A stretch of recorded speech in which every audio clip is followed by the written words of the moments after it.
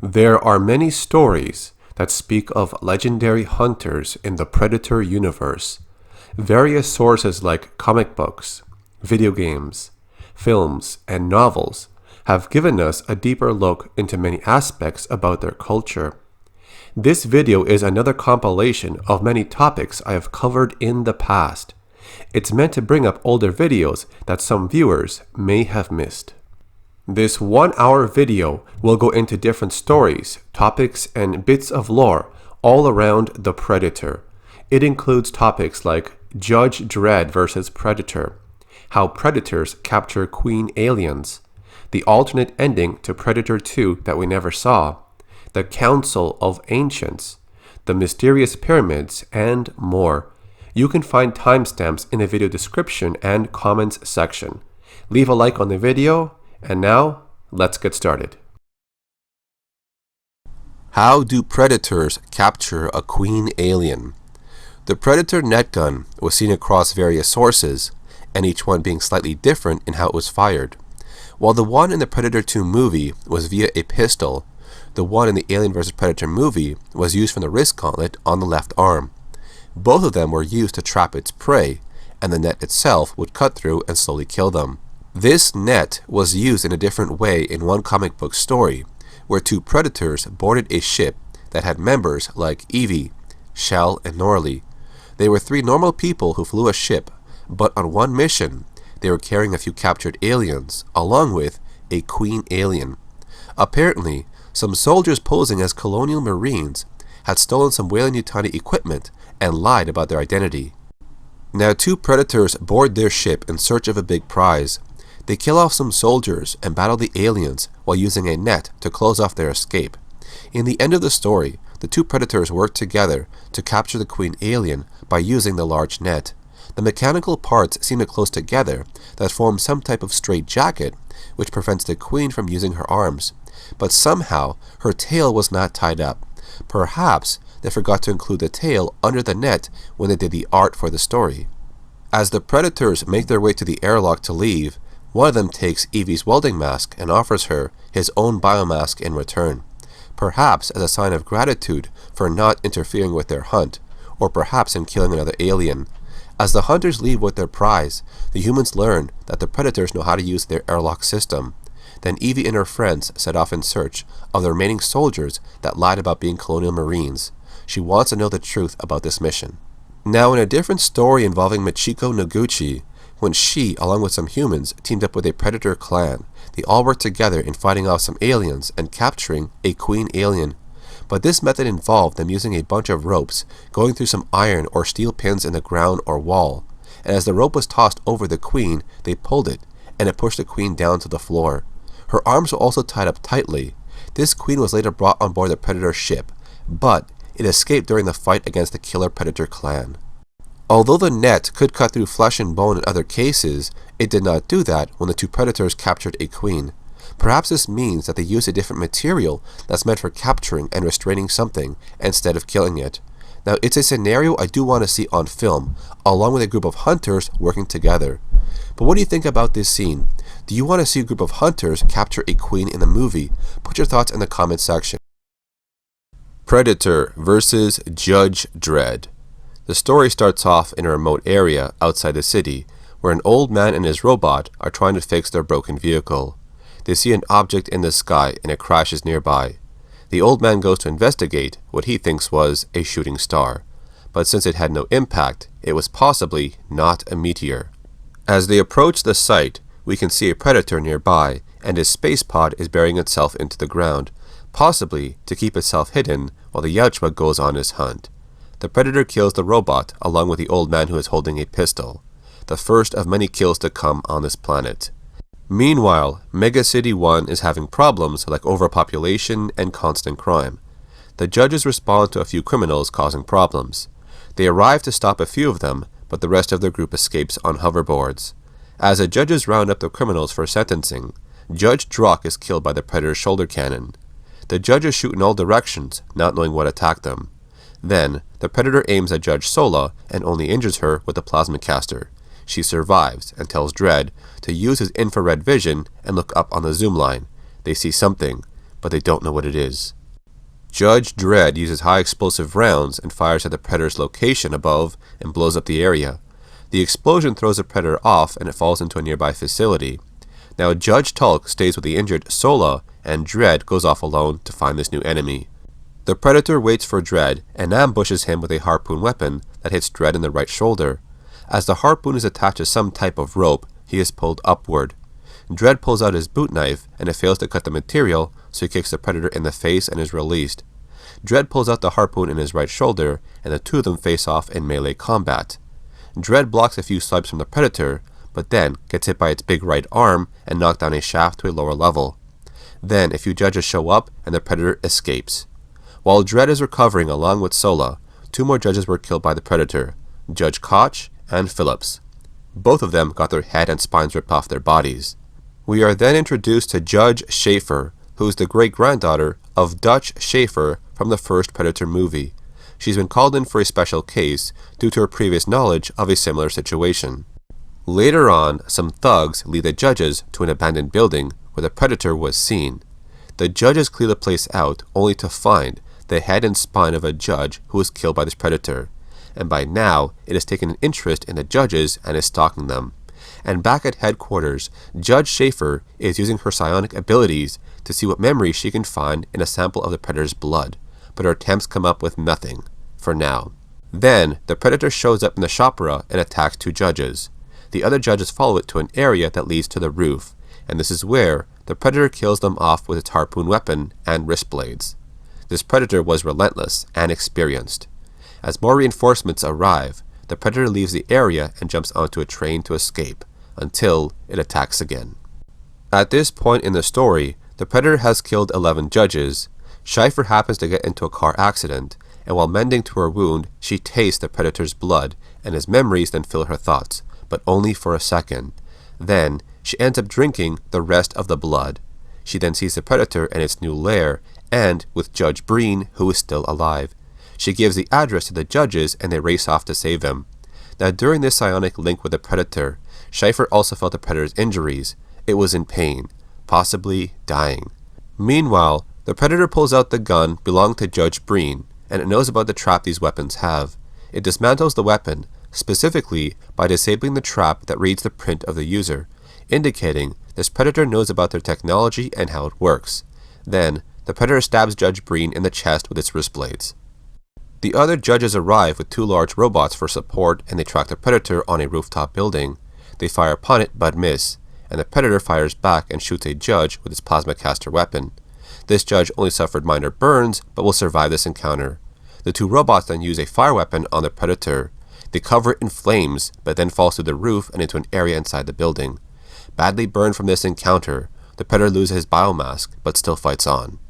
As the two robots are sent in first, the Predator knocks one down with his shoulder cannon and jumps on the other one. He uses the weapon of one robot to ignite the fuel tank of the other and it blows up. Then he destroys the cables on the second robot to defeat it. Judge Dredd then shoots the Predator multiple times in the back, but the Predator isn't dead yet. It has plenty of fight left inside. As Dredd gets close, the Predator gets up and swats him away. Schaefer attempts to stop the fight to help the dying Predator, but he pushes her away to continue the fight.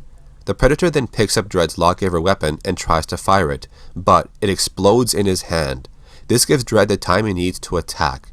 He rams his knife deep into the Predator's chest and it dies screaming in pain.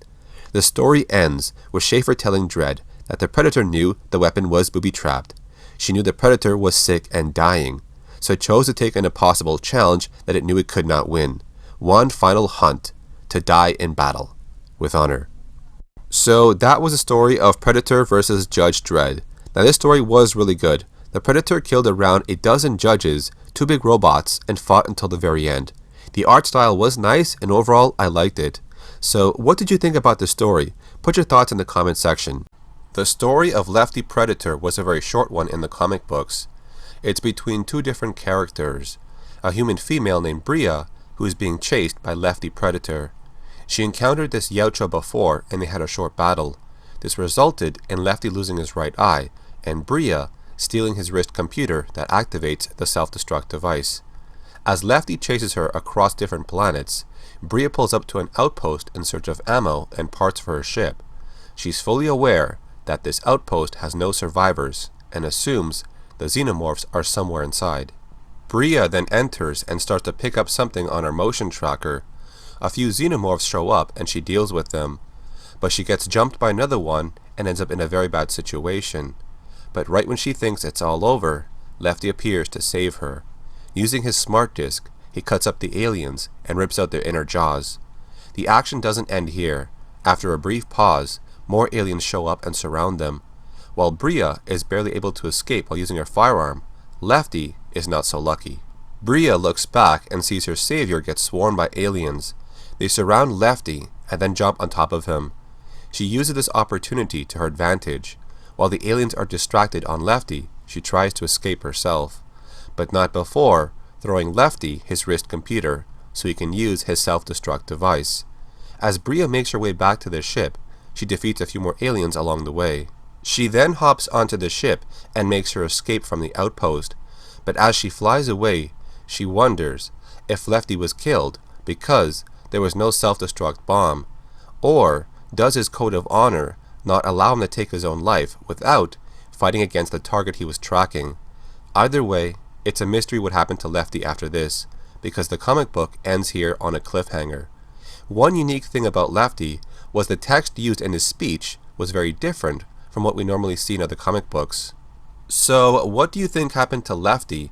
Do you think he got mauled by the xenomorphs? Or did he escape and still plan to chase Bria to have one final battle with her? Let me know what you think happened by putting it in the comment section. Why do predators build pyramids? These large structures are part of the Yautja society.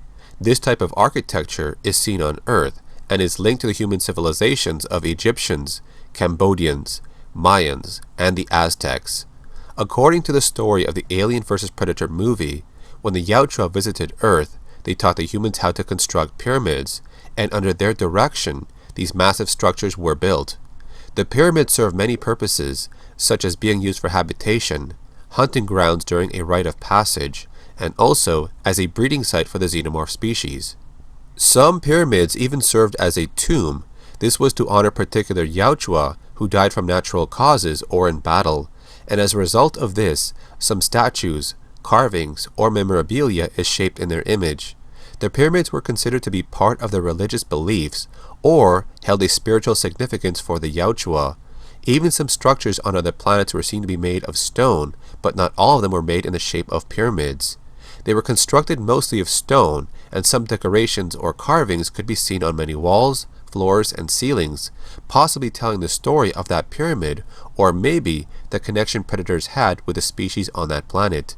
Some pyramids will even contain images of the xenomorphs, also known as serpents. They are considered to be the ultimate prey in the galaxy.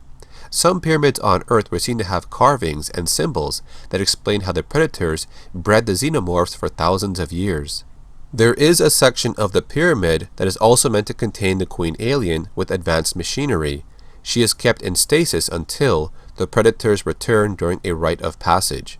Their plasma caster weapons are kept inside a sarcophagus, which is to be their prize in surviving the hunt. A room full of skulls can be found, which are the victims that died long ago. These pyramids have multiple chambers, passages, and shifting walls that create or block off exits.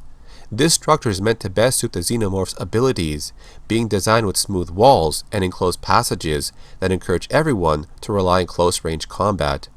Another room was called the Sacrificial Chamber, where humans would give their lives to become hosts for the xenomorphs. One of the pyramids that holds a lot of importance and history to the Yautja is the one on BG-386. It contains the body of Lord Predator, who was the first Yautja to ever successfully hunt the xenomorphs. Alongside him lays the body of the first ever Queen Alien of the xenomorph species. She was captured by the Yautja of that time and was entombed alongside Lord Predator's body in the temple. His biomask was also kept in a secret location. It contained holographic images of special ceremonies. One image is when Lord Predator defeats a xenomorph. The other image shows a group of Yautja who captured a Queen Alien. Now, in the event of the Predators failing during their rite of passage, they would activate their self-destruct device and destroy all the xenomorphs, along with civilization in that area. This is the reason why humanity has very little information about ancient practices. Since this structure is designed for Yautja and xenomorphs, there are areas that are easily accessible to both of these species. Some doors would be locked and can only be opened with the Wristblades. The entire pyramid was powered by generators located at the lower levels. This would provide energy to run the machinery that contained the Queen Alien and operated the shifting walls. The Yautja pyramids and the story behind them has always been a very interesting topic for me. It's a way of the Yautja recording their history in stone for future beings to find, similar to what is seen now in modern history. Predator 2 was a decent film about a Yautja hunting in Los Angeles. The story includes Lieutenant Mike Harrigan, along with 3 other members of his team, that track down the Predator as it kills Colombian and Jamaican gang members in the city. Now, throughout the story, Danny and Jerry get killed by the Predator, and Harrigan seeks revenge and even assumes that the federal task force knows something about this. So the novelization of the film had some differences in a lot of scenes, although they were not too different that any outcome would change. But one that I found interesting was the ending. Now in the movie, Harrigan locates the Predator's ship and has a smart disc weapon with him. As he explores the ship slowly, he comes across the trophy room and sees the many types of prey this hunter has come across and killed. Then Harrigan is ambushed by the Predator's net gun. Harrigan breaks free and awaits the Predator to show up from being invisible. The city hunter swings his Wristblades at Harrigan and he blocks the attacks with a smart disc. Then at some point, Harrigan eventually gets knocked back and loses his balance but regains control of the battle when he gets up. Now in the end, we see Harrigan gets injured and pretends to be too weak to fight back. As the Predator assumes his prey is now an easy kill, he raises his arm, but Harrigan tricked the Predator and rams a smart disc into his chest and cuts him up, causing severe damage that the Predator screams out in pain and dies. Then its hunting party led by Greyback show up to pick up his body and leave the planet. But in the novel of Predator 2, the ending was slightly different. Now the same battle occurs on the ship, but Harrigan only manages to severely injure the city hunter with a smart disc weapon. The Predator is still alive after this battle, but since it is too weak to fight back, he allows himself to be killed, but not by Harrigan. We then see Greyback show up, who is the leader of the Lost Predator hunting party. He oversaw the battle, and as he approached the weakened city hunter, he cuts his head off. Now this ending fits into the Predator Code of Honor, where it says if you lose in combat, the Predator must take its own life, or someone else must kill it. Now there were a few differences between the movie and the novel, but this one stood out the most to me. So which ending do you think was better, the movie or the novel version? Put your answer in the comment section. The Yautja species, also known as predators, were seen as hunters. Their actions are governed by a strict code of honor and rituals. While they are an alien species, they also have a hierarchy within their tribe or clan. Each Yautja has to prove themselves, and as they rise up the ranks, they are donned with armor and weapons. The body armor is a collection of different pieces across the body. In different situations, they would wear more or less armor. Some hunters will wear less armor. This allows them to have less protection, but have more agility, while other hunters may choose to be covered in even more armor, but this would make them slower. The armor they wear seems to be mainly used for a hunt, but during the times of social gatherings or meetings, they are sometimes seen wearing less armor. But when a feud between two predators has to be settled, they will fight each other in the arena, while bearing very little armor and no weapons at all. While the armor has been seen to withstand small firearms, it does not provide complete protection against heavy weapons or anything with armor-piercing rounds, and so a hunter needs to use caution during a hunt to remain alive. There are separate pieces of their body armor. This includes a breastplate that is sometimes full or partially covering one area of the chest. This also can extend to their back. Other pieces are the pauldrons, which cover the shoulders and can sometimes cover the upper arm area. Gauntlets on the forearm area will be attached to the wrist blades or the wrist computer section. The groin area will be covered in armor or some fabric, while the legs and feet will receive protection in various parts.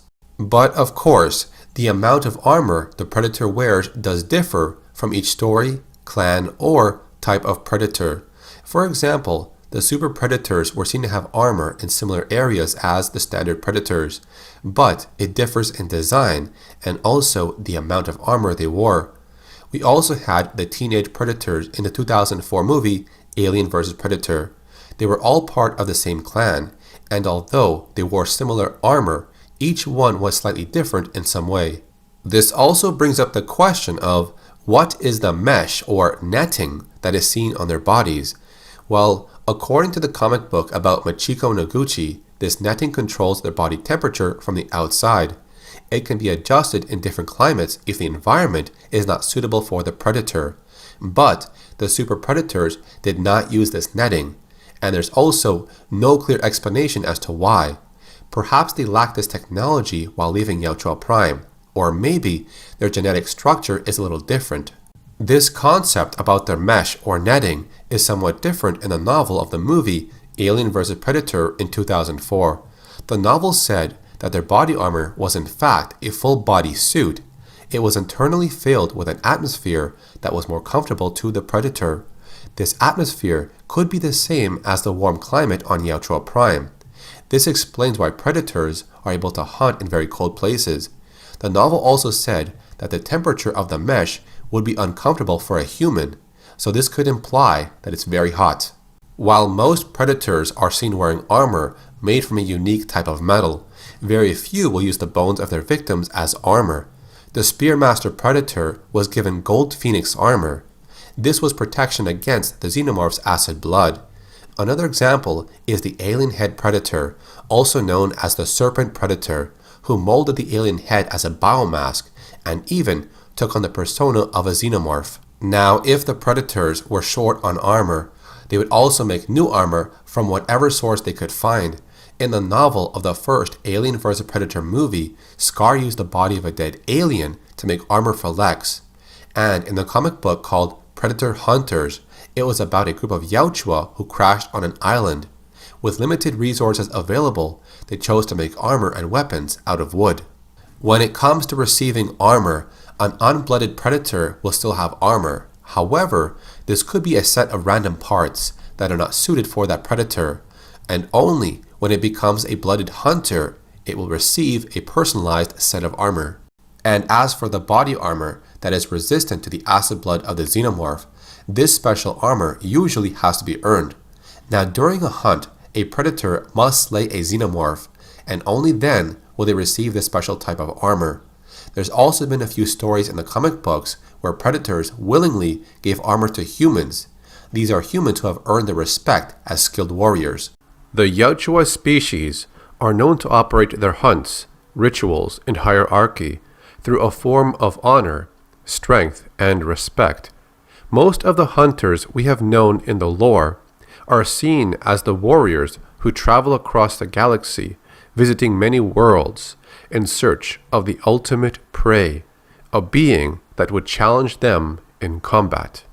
Most of the warriors that participate in a clan hunt would follow the traditional routine, searching for worthy prey, beginning the hunt, and engage in combat to either live with victory or perish from your own weakness. Many hunters have gone through the trials to seek glory. Where others have failed, some have risen and overcome the odds to become elite hunters. In 2003, we got the game Aliens vs. Predator Extinction, and it brought up a few more things within the lore. The story takes place on LV-742. Many years ago, Weyland-Yutani had sent a probe to the planet. It scanned around looking for anything valuable. The results it got was that the planet was rich in mineral ore. Shortly after, a team of explorers and engineers were sent in, along with a modest number of USCM members to verify the probe's findings. During the seismic drillings, they extracted core samples. Amongst the many sites they constructed, one of them opened up a cave, and within they found a cache of alien eggs. Their focus would then shift to this new discovery. As more shipments of migrant workers and a contingent of U.S. colonial marines arrived daily, it would fuel the growth of the hives around the globe. An incident would later occur where a demolition charge exploded and the underground hive was destroyed. The aliens would then need to re-establish a viable hive and expand into new territory. By using a Praetorian egg, this would lead to a queen emerging. She would instinctually sense nearby threats to the fabric of the hive mind. She hungers for stronger, more superior hosts to use in growing the new hive. During your previous mission, some of the creatures were neutralized and were studied by Dr. Samuel Kadinsky. The USCM command was consulting with him about his research. This is around the time the Predators choose this planet as a rich hunting ground. It has a growing alien population, which was stimulated when the humans arrived.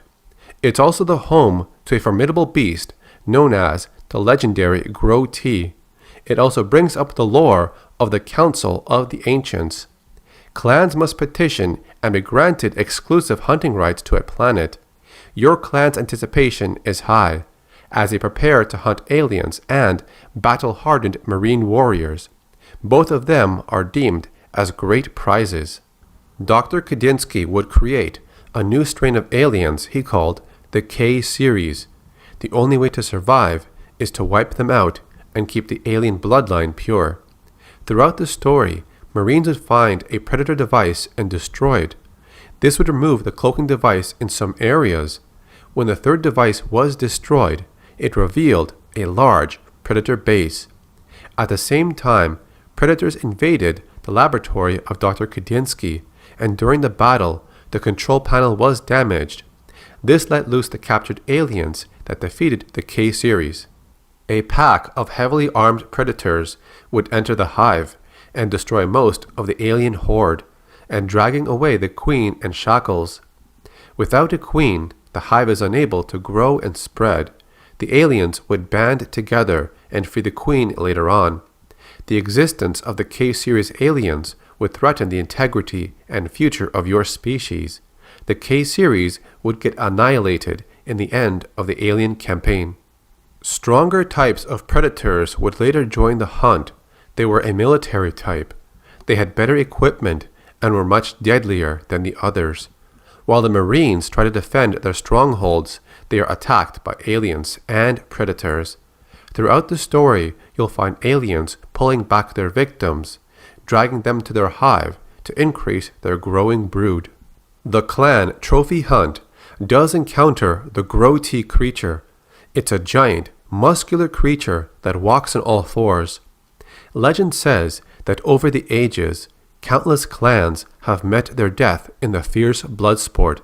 A single Grotee was strong enough to defeat an entire clan, but a pack of Grotee would slaughter even the strongest of clans. In the end, your clan is not defeated in this battle. The Predators come out victorious.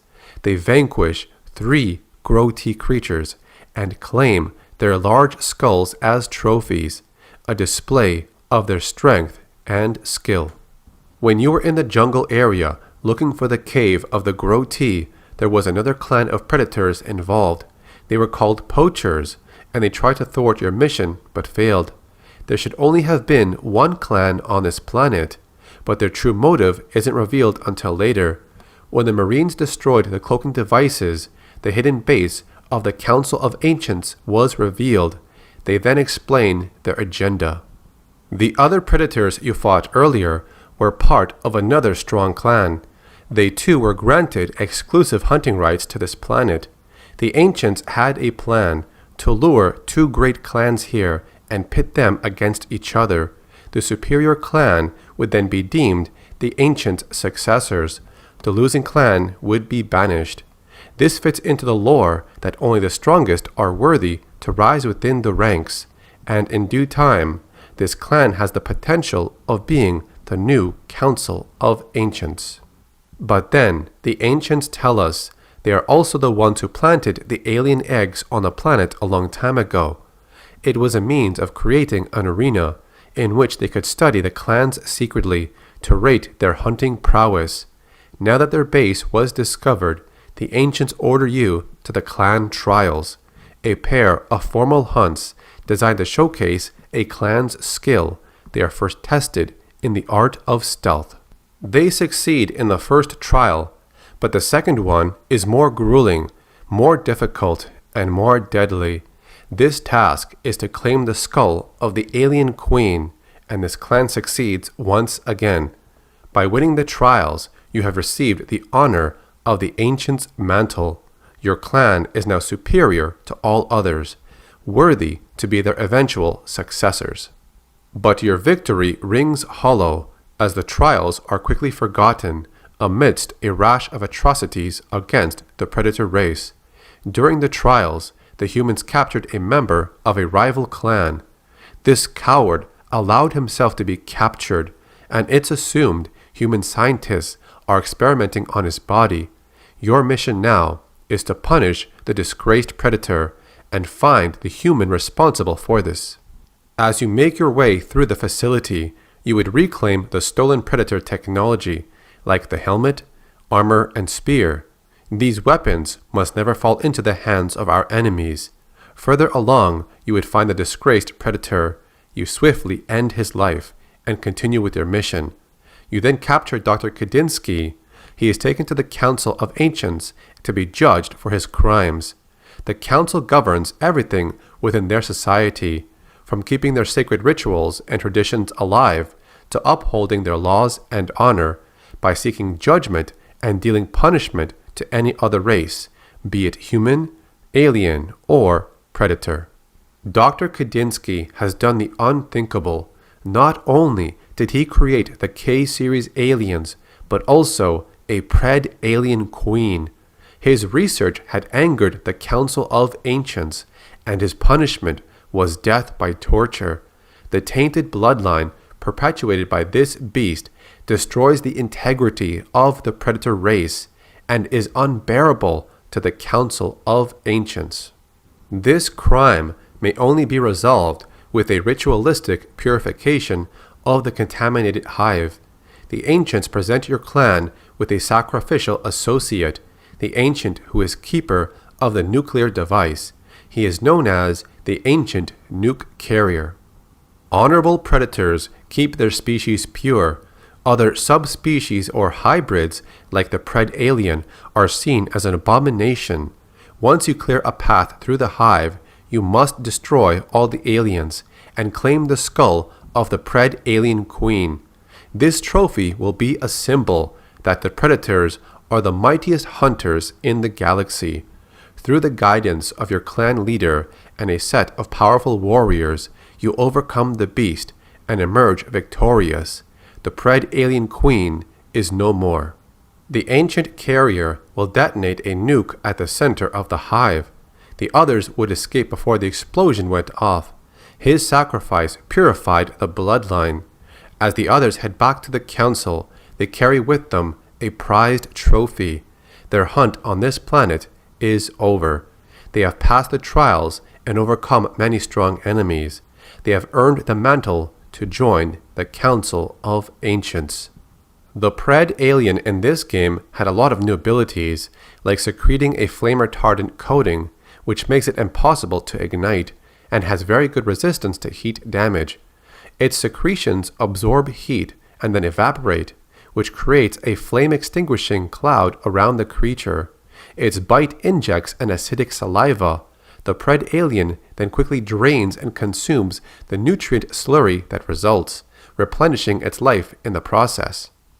It also has a unique metabolism that can automatically heal itself, even when away from the nourishing touch of the alien hive web. While its healing ability is not as fast as that of the runner, but this ability occurs when it's not taking physical damage. Another dangerous attribute is that it accumulates growth hormones during combat. When enough hormones have accumulated, it can molt when threatened. The Pred alien that emerges is tougher than before. You can see extra bony spikes on its back. This is an indication that it's getting stronger. The more times it can molt, the more powerful it can become, making it more dangerous with each battle it survives.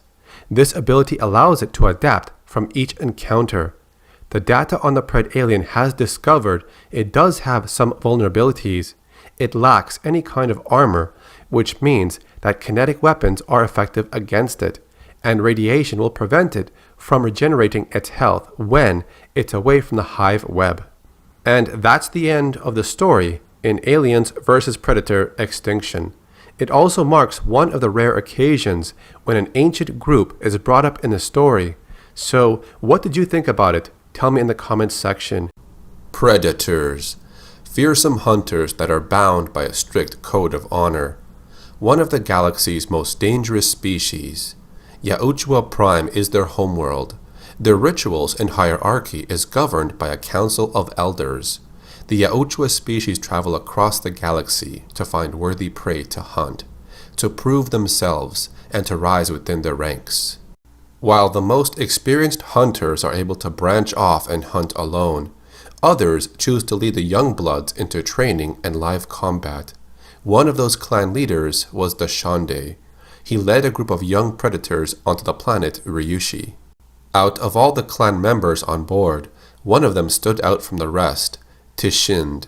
He was described as being the loudest among the young warriors, and also the most troublesome. The clan ship was full of many members. Some of them would remain on the ship, while others would venture onto various planets to hunt. But they also had a queen alien on board. She was used to produce alien eggs. They were used to create xenomorphs later on. The eggs would be placed on a planet before a hunt, and over time, the facehuggers would impregnate the local creatures. The predators would also train on board the ship in hand-to-hand combat against each other. And clan meetings would also take place, either to discuss issues within their ranks, or to prepare for an upcoming hunt. When the planet in question had enough full-grown xenomorphs, the predators would embark on a hunt. This was a moment to prove to themselves, to fight against Tichinde Amida. The price of honor came with the risk of dying, a risk they would all take willingly. If they survived and slayed a xenomorph, they would reap the rewards of becoming experienced hunters. Tichinde would lead a group of young warriors to Ryushi, but upon their arrival, a human had spotted them, and out of panic, he tried to flee the scene, only to injure Tichinde with his vehicle. The reckless human would end up crashing into the predator's ship, resulting in his death and also the destruction of the ship. The pack of young hunters are now stranded on the planet, and without a leader, they decide what to do. Tichinde assumes that Tichinde is not alive due to his injuries, so he promotes himself as the new clan leader. One predator named Asasian would disagree with Tichinde's self-promotion to become a leader, but Tichinde would kill him for his troubles. Killing another predator in such a manner is against their code of honor. Tichinde has now become a bad blood. As they move out to explore Ryushi, Tichinde's body is later discovered by some humans. They find out that he is still alive, barely breathing and badly injured, so they pick him up and take him back to base, only to be followed by the group of young predators. Along the way, Tichinde and his group come across a family in the desert. They slaughter the two adults and their dog, but the young boy manages to escape. Even though the female was unarmed, that was considered to be unworthy prey, but Tichinde did not care. Him and the others would celebrate their victory. Meanwhile, the humans back at the base are so intrigued by the new alien species they found. They try to study its weapons, armor, and biology as it rests to heal its wounds. As an outbreak of xenomorph occurs near the base, everything gets worse. Xenomorphs start to spread out, and the predators have now located this area. Tichinde also finds the area where Tichinde is being held. He moves forward and pulls out his wristblade, aiming at the doctor who has now armed herself with a weapon. But she is saved by Tichinde, who has broken free of his straps. Even with one arm, Tichinde uses a spear to block Tichinde's attack. As Tichinde recovers his armor and weapons, the doctor and Machiko Noguchi understand that this predator is not here to harm them. He appreciates their help when he was injured, and so he repays the favor.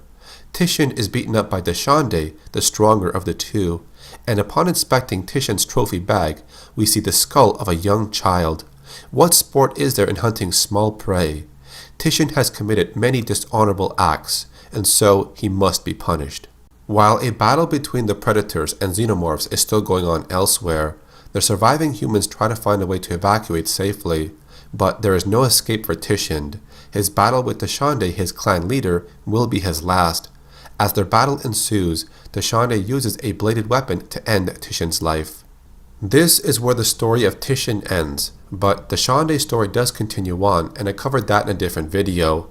Looking back at the history of Tichinde, he was spirited and competitive, but would later become disobedient and reckless. When he bowed to his clan leader, instead of looking at the floor, his eyes would gaze upon his leader, and he would follow that with a snarl and raising his mandibles. This was a sign of aggression. Not only that, he would also challenge his own clan leader at some point in time. While he became a bad blood, the others who followed in his command would also be guilty. Predator versus Judge Dredd versus Aliens. A story about three iconic characters all put together in the comic book world. This one takes place on a planet where a predator has crash-landed, but today he has become the hunted, prey to some human-animal hybrids created by Dr. Reinstadt. He activates a distress beacon and throws it away as he runs off, hoping his people will come to his aid. He is then injured by a spear weapon going through his right shoulder, and is greeted by the creatures that hunt him.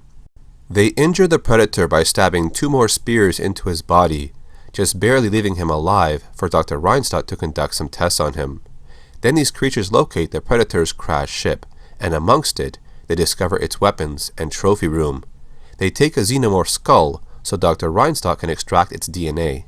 Meanwhile, Judge Dredd and his team travel to a rundown bar in a remote part of the planet, searching for terrorists that cause trouble in his city. Judge Anderson uses her psychic powers to assure the criminals are in this bar. Dredd tracks the group down as they were using holographic technology to change their appearances. A fight then breaks out between the judges and the criminals. As one of them runs off, Dredd shoots him enough to slow him down. He asks for the location of the Archbishop Emoji, who is a psychic robot, and is sometimes seen as a messiah to some people. But the criminal does not give out his location, but Dredd still tracks his movements with binoculars and heads west, into the swamp and jungle. We are then taken to Dr. Reinstadt, who has extracted the xenomorph DNA from his skull and created a facehugger that he plans to use on the wounded predator. Then his Ani-Men creations interrupt him about incoming intruders. Judge Dredd is seen on the security monitors, but then we get a glimpse of another group of predators in the area. Now, as the hunters look through the land, they piece together what happened. One of their people was injured and captured, followed by footprints that belong to strange animals, and marks that were made by some vehicle. It turns out, the same people who captured a predator had also fought with Judge Dredd and his team after they caught up with Archbishop Emoji. The judges were all captured as well. So this group of hunters then proceeds to follow the tracks. We are then shown the judges waking up and finding themselves binded and strapped onto tables. Dredd is greeted by Dr. Neil Reinstadt, whom he thought was killed years ago, but it is revealed that who Dredd thought he killed back then was just a decoy. Dr. Reinstadt has been hiding in this area to perfect his genetic mutation formula, but now he acquired the xenomorph skull, and his work has taken another evolutionary step. He injects Judge McGrary with his formula, and he immediately mutates into a human-alien creature. But his experiments don't stop here. He then takes a facehugger and plants it on the face of Judge Gilligan. But he is interrupted once again when he finds out the other predators have located his hideout. They are outside using their weapons on the facility as they battle the Ani-Men creatures. This hunting party has come in search of their captured brother, but little do they know he is already dead. As the predators defeat the Ani-Men outside, they make their way inside the building, and Dr. Reinstadt and his men scramble to escape, but not before a Pred alien emerges that is about to kill Dredd. Then Judge Anderson uses her psychic powers to speak to the mutated Judge McGrary. Although he has changed, part of him is still a man, still a judge, but not for much longer. He fights off the Pred alien and frees Dredd. With little time left to control Judge McGrary, Dredd takes Gilligan's body outside, but then a predator uses a spear-tipped weapon to kill him off, knowing he was going to die from the chestburster anyways. Anderson shows up with the other predators, who captured Dr. Reinstadt and his remaining Ani-Men. All of them are locked up and ready for transport to Mega City 1. The two groups team up and fight off the Pred alien and the mutated Judge Gilligan, who has lost all of his humanity by now. One predator dies in battle from acid burns, but the 2 aliens are then killed off by gunfire. Just as things are about to end, Dr. Reinstadt was freed by Archbishop Emoji. They left the area in a ship, and in the back, we see his Animen have just given birth to xenomorphs. As they make their way back to Mega City 1, Archbishop Emoji contacts his cult of followers and tells them to gather up outside of his church, as his return will bring forth the beginning of their salvation. He promised them death and carnage to all the people of Mega City 1. But as the xenomorphs are dropped off in the area, they kill off Emoji's cult and start to wreak havoc on the city. Then Reinstadt betrays Emoji by killing him and injects himself with the DNA of the Queen alien that was meant for Judge Anderson back at his lab. As Dredd arrives 2 hours later, he requests backup, but it is denied due to so many crimes happening right now in the city. They are left on their own, but lucky for Dredd, the predators are there to help him. They track down one target and kill it, but later, Dredd encounters the elephant xenomorph, but is saved by Predator. After this, they see one alien capture a civilian, and it carries him away. They follow it, and they are led to a hive full of eggs. As they venture onward, they are attacked once again by 2 more xenomorphs, and one predator dies. But Dredd uses his lawgiver with incendiary rounds, along with armor-piercing shots to kill off the aliens. Now, as the remaining predator is wounded, Judge Anderson walks deep into the hive alone. She can sense a being nearby. She locates Dr. Reinstadt in his new form, a mutated spider queen alien. He has now become the perfect creature he always tried to create. Dredd shows up and quickly fires off all of his high explosive rounds while fighting off incoming facehuggers. A fire breaks out and burns through the hive. They pull survivors out, and the Control tells Dredd that all the aliens were exterminated. The story ends with the last surviving predator taking a trophy and leaving the planet, but not before complimenting Dredd as being a worthy warrior and honorable hunter, and thanking him for avenging his friends who died in the hunt. And that was a story of Predator versus Judge Dredd versus aliens. I think this story and art was really good, and it's one of the few stories that I think could be adapted into a film. But what do you think about this story? Did you like it? And do you think it's good enough to become a movie? Put your thoughts in the comment section. The predator blood seen over the many sources has been depicted as a glowing green color, giving off a luminous phosphorus appearance that can make it visible in many environments.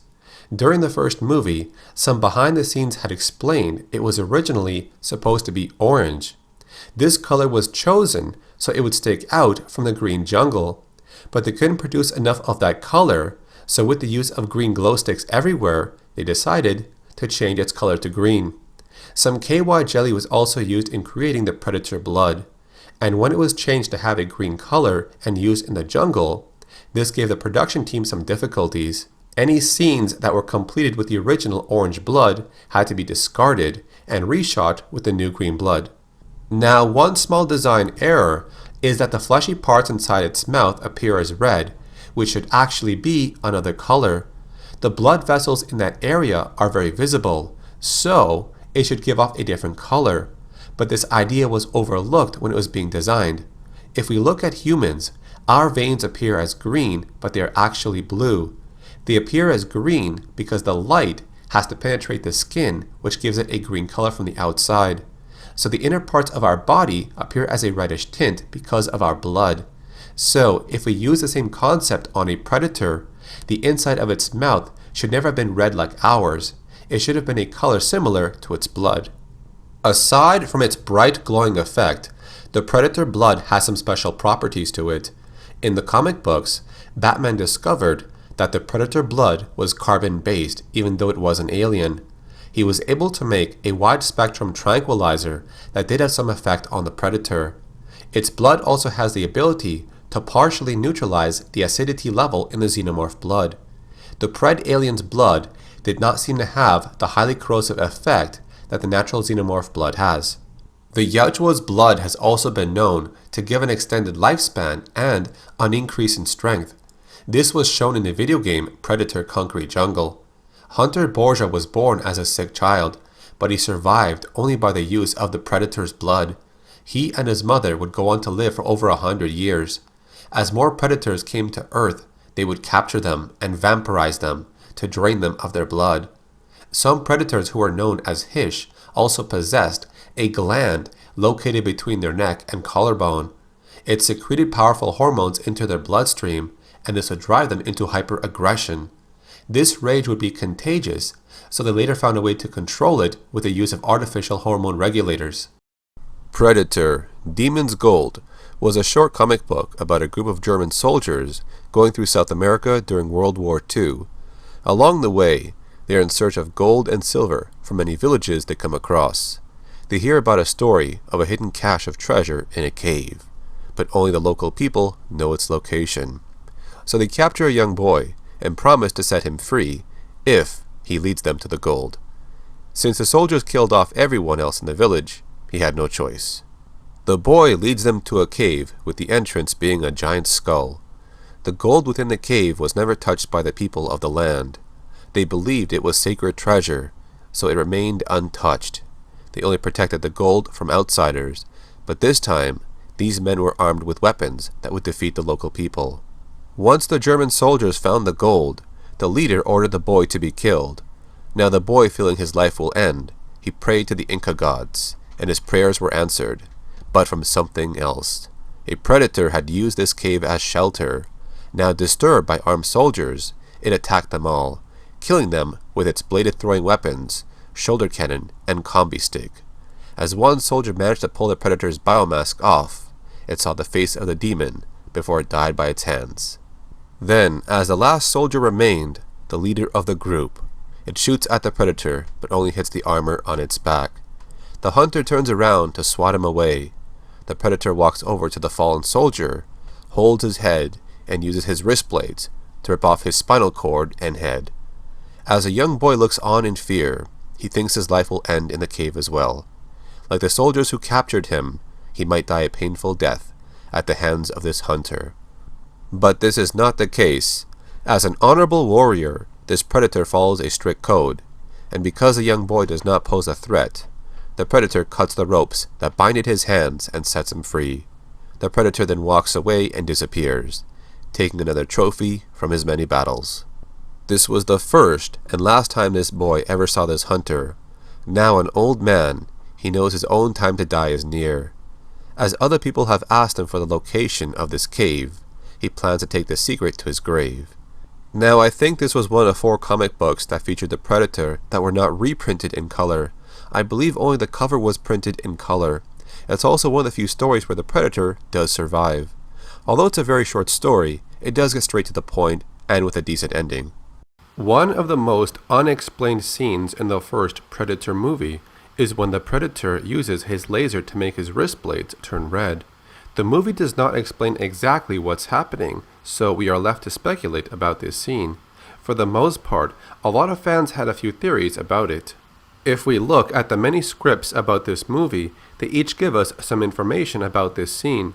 One script written by James and John Thomas in 1985 has the Dutch character named as Matheny.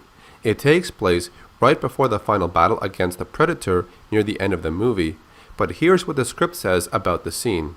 Illuminated by the pale blue light of the open doorway, the drying racks covered in human skins stand in the foreground. Ghostly illuminated by fire and moonlight, the hunters, in 3/4 profile, his eyes gleaming, rears into view, looking up at the sky, as if he has heard Matheny's cry. Responding with a low hiss, he turns back, raising in one hand his weapon, in the other, a U-shaped sharpening device holding the blue and green stones on either side. As he passes the weapon through the device, the stones flash into life, a deep harmonic hum emitted as the blade glows with energy, growing hotter, hotter, and hotter with each stroke. Draws the blade, now white hot, through the device for the last stroke. He lifts it, testing its balance, moving it gracefully, almost ritualistically. It could be an art object, backlit by the moon. Suddenly, in the instant before the hunter's hand moves, the edge of the weapon glows, as if energized. He hurls the weapon, which streaks across the clearing with blinding speed, cutting through 2 banana stalks before embedding itself with a loud thunk into the bark of a tree.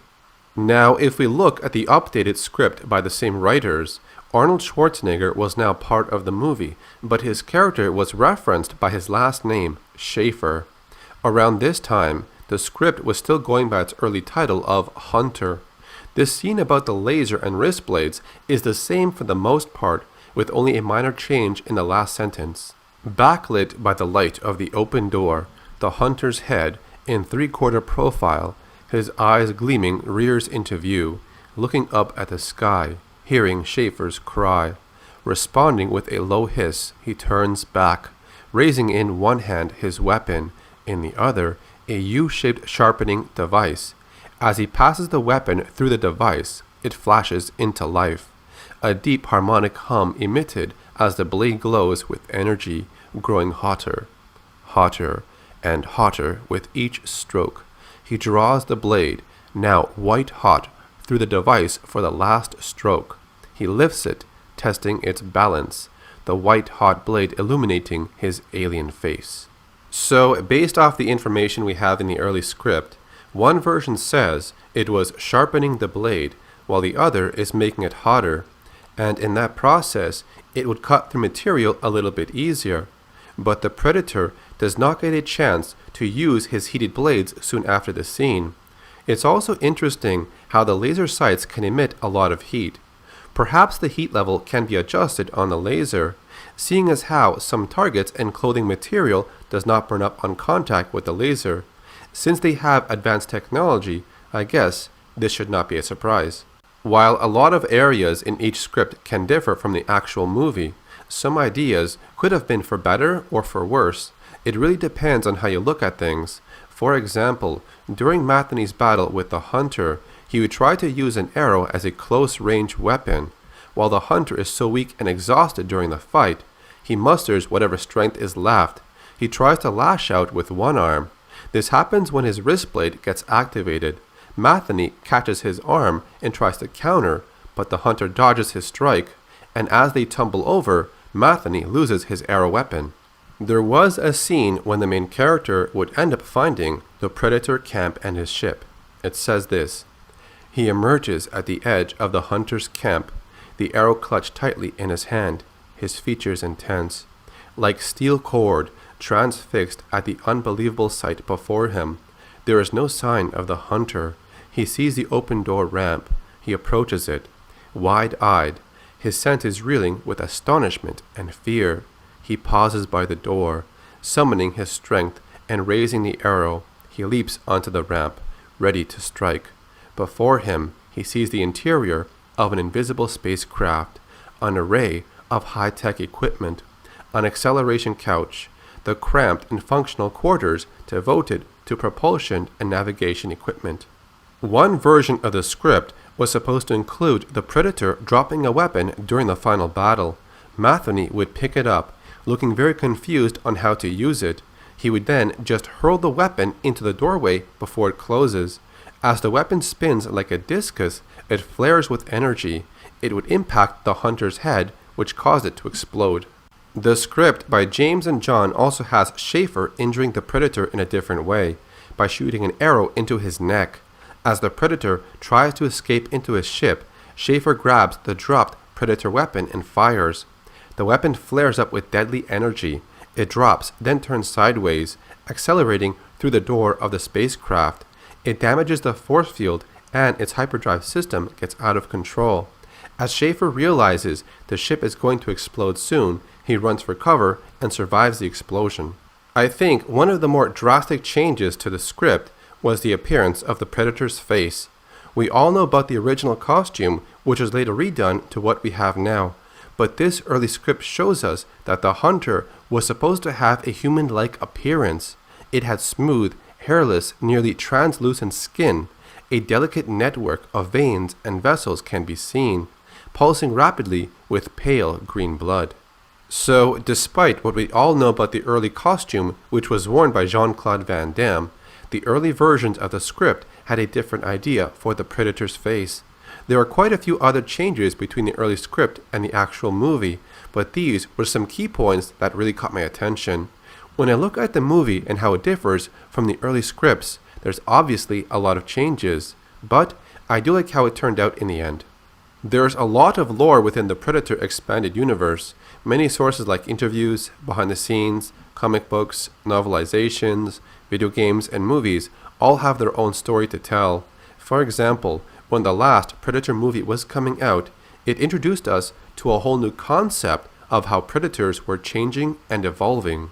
They were taking the DNA of their hunted prey and using it to make themselves stronger. There was an argument of why predators would use the DNA of their defeated prey, but I looked at it in a different way. The target they hunted must have been really challenging in some way, so that gave them the incentive to use their DNA to upgrade themselves. This in turn brought us the Assassin Predator, also known as the Upgrade Predator. I thought the idea was really cool, but like about 95% of the Predator stories, the predators are always defeated. The idea of an enhanced predator was also seen in two different comic book stories. We saw a mutated predator and a four-armed predator. I think for a lot of the old school fans, they love the source material in the comic books, which actually had a lot of interesting stories. The whole idea of hunting in the jungle has been done plenty of times. We all want something new, but the jungle scene seems to be a staple part of predator battles and stories. I think what they need to do is use ideas from comic books or maybe even video games and expand on them. There's a lot of lore you can look at through various sources. Stories about bad blood predators, clan leaders and elders, hybrids, different clans and tribes, many of them exploring new worlds, meeting new characters, hunting various creatures, or how some comic book stories will interact with other stories. There's a lot of interesting stories to find outside of the movies about predators.